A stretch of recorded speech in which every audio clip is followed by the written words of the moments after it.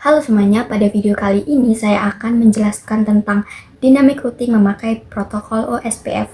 Nah, di sini saya sudah punya topologi yang dimana ada dua router dan juga dua PC. Untuk routernya sendiri saya memakai router 2911, yaitu berjumlah 2. Kemudian kita akan hubungkan semua perangkat ini menggunakan kabel dari router 1 ke router 2, kemudian dari router 1 ke PC, dan router 2 ke PC. Nah, selanjutnya saya akan menjelaskan untuk IP yang akan dipakai itu apa saja. Untuk PC 7 nantinya akan memakai IP 192.168.1.2/24. Kemudian untuk PC 8 akan memakai IP 192.168.2.2/24. Lalu untuk router 1 di Gigabyte 0/1 akan memakai IP 192.168.1.1/24 dan di Gigabyte 0/0 akan memakai IP 10.10.10.1/24. Nah, di router 2 di Gigabyte 0/1 akan memakai IP 192.168.2.1/24 yang nantinya IP akan menjadi gateway untuk PC 8 dan untuk IP 1.1 akan menjadi gateway untuk PC 7. Kemudian di router 2 di Gigabyte 0/0 akan memakai IP 10.10.10.2/24. Nah, hal yang pertama kita lakukan adalah untuk mengaktifkan semua interface ini dan juga memasukkan IP-nya ke masing-masing routernya dan juga PC. Nah, kita akan masuk ke router pertama, kita ke CLI, kita no, lalu enter, enable, masuk ke global configuration, kemudian kita nyalakan interface-nya, yaitu interface Gigabyte 0/0 dan juga 0/1 kita interface kita yang Gigabyte 0/0 sampai 1, kita enter, ketik no shutdown untuk menyalakan interface-nya. Nah, kemudian kita exit, kita masuk ke interface Gigabyte 0/0 terlebih dahulu. Kita masukkan IP-nya, IP address 10.10.10.1, kemudian spasi 255.255.255.0, kita enter. Nah, kita masuk ke interface Gigabyte 0/0, kita masukkan IP-nya yaitu 192.168.1.1, kemudian /24 yaitu 255.255.255.0, lalu kita enter. Selanjutnya kita masuk ke router 2, kita nyalakan Gigabyte 0/0 dan juga 0/1, kita ketik no enable config, kita masuk ke interface rank Gigabyte 0/0 sampai 1, kita ketik no shutdown, maka semua interface ini akan menyala menjadi hijau atau sudah up, termasuk Gigabyte 0/0 juga yang tadinya masih mati.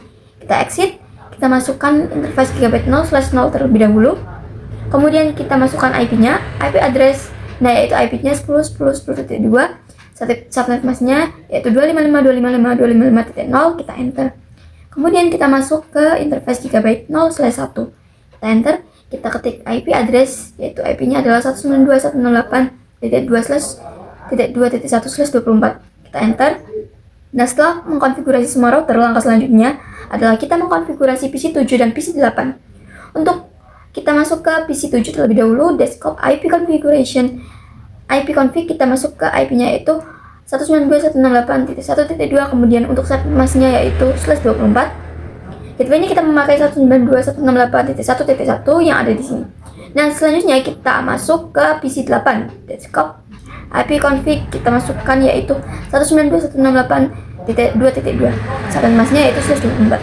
Kemudian gateway-nya kita memakai 192.168.2.1. Nah, teman-teman tahu bahwa kalau seperti ini kita belum bisa melakukan ping atau komunikasi dari PC 7 ke PC 8. Kita memerlukan yang namanya routing. Nah, di sini kita akan belajar tentang dynamic routing memakai protokol OSPF. Caranya, kita masuk ke router 1, kita enter, kita exit terlebih dahulu, lalu kita ketik router OSPF spasi. Nah, kalau di IGRP atau protokol IGRP, kita harus memasukkan autonomous system number-nya yang dimana di semua router ini harus memiliki autonomous system number yang sama. Tapi di OSPF ini menggunakan proses ID, yang dimana kita bisa bebas memakai proses ID yang mana saja. Entah itu misalkan di router 1 memakai proses ID 1, di router 2 bisa memakai proses ID 10. Proses ID-nya bisa berbeda, tidak harus sama. Nah, contohnya di sini saya menggunakan proses ID 1. Kita enter, selanjutnya kita masukkan network yang mau kita advertise atau promosikan dengan cara network. Kemudian kita masukkan networknya yang pertama yaitu 10.10.10.0. Nah, kalau di IGRP seperti ini sudah selesai, kita enter. Tetapi kalau di OSPF masih ada hal yang harus kita lakukan, yaitu memasukkan wildcard bits atau wildcard marks. Apa itu wildcard marks? Nah, cara mencari wildcard marks itu seperti ini. Karena networknya 10.0 menggunakan /24, maka kita dapat menuliskan seperti ini. 255.255.0 itu adalah /24. Nah, untuk mencari wildcard marks, maka kita ketik di sini 255.255.255 dikurangi dengan subnet masknya yaitu /24 yaitu 255.255.255.0. Nah, maka dapat diperoleh yaitu 255 kurangi 255 sama dengan 0 titik 255 kurangi 255 sama dengan 0 titik lagi. Nah, kemudian 255 0 titik 255 dikurangi 0 sama dengan 255. Nah, jadi wildcard mask yang kita dapat adalah 000.255. Untuk subnet masknya /24 kita masukkan di sini 000.255. Nah, kemudian ada lagi kita spasi lalu kita tanda tanya di sini. Di sini ada yang namanya area. Kita ketik di sini area lalu tanda tanya lagi. Nah, di sini kita bisa memakai area 0 sampai 4294 dan seterusnya, masih banyak lagi. Tetapi untuk OSPF, awal-awal kita akan memakai area 0 terlebih dahulu. Kita ketik area 0, kemudian baru kita enter. Komen tersebut baru selesai. Nah, selanjutnya kita masukkan juga network yang satunya yaitu 1.0. Kita ketik network 192.168.1.0, kemudian subnet masknya karena sama-sama subnet mask /24, maka kita masukkan saja 0.0.0.255, kemudian kita masukkan areanya yaitu 0. Kita enter. Nah, config-nya sudah selesai. Kita pindah ke router 2. Kita exit, lalu kita ketik router OSPF. Nah, teman-teman, ingat kalau IGRP itu adalah autonomous yang harus sama. Nah, untuk proses ID itu bisa beda.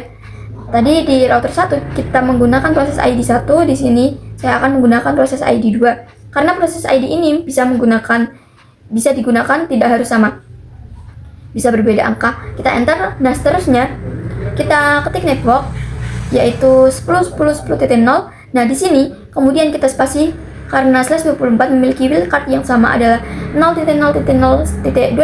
Spasi areanya yaitu 0. Kita enter, kemudian ketik lagi network yaitu 192.168.2.0 spasi karena subnet masknya masih /24, maka kita bisa ketik 000.255. Nah, kalau ada peringatan seperti ini, kalian bisa klik tab saja. Nah, kita lanjut memasukkan wildcard-nya, selanjutnya yaitu area 0. Nah, peringatan tadi itu menandakan bahwa IP 192.168.1.1 menjadi tetangga kita atau menjadi netport kita di gigabyte 0/0. Nah, full ini artinya sudah up atau sudah menyala. Kita coba cek di router 1. Nah, di router 1 juga ada peringatan yang sama bahwa 192.168.2 menjadi tetangga kita atau network kita di gigabyte 0/0 yang sudah menyala. Nah, kita akan coba cek di sini do show IP OSPF netport. Kita enter. Di sini terdapat satu netport yaitu sesuai di peringatan tadi yaitu 2.1. Begitupun juga di router 2. Kita cek do show IP OSPF netport. Nah, di sini juga ada 1.1 sesuai dengan peringatan tadi. Nah, kita akan coba cek di router 1 untuk mengecek table root-nya dengan cara do show IP root. Nah, dapat dilihat di sini bahwa ada simbol O yaitu artinya adalah OSPF. OSPF ini membawa network 2.0/24 melalui gateway 10.2. Nah, selanjutnya kita akan coba cek ping dari PC 7 ke PC 8. Masih fail untuk awal-awal, kita coba lagi. Dan hasilnya sudah successful. Nah, untuk video selanjutnya kita akan menambahkan satu router lagi di sini sebagai topologi 3 router. Dan kita akan coba konfigurasi bersama-sama.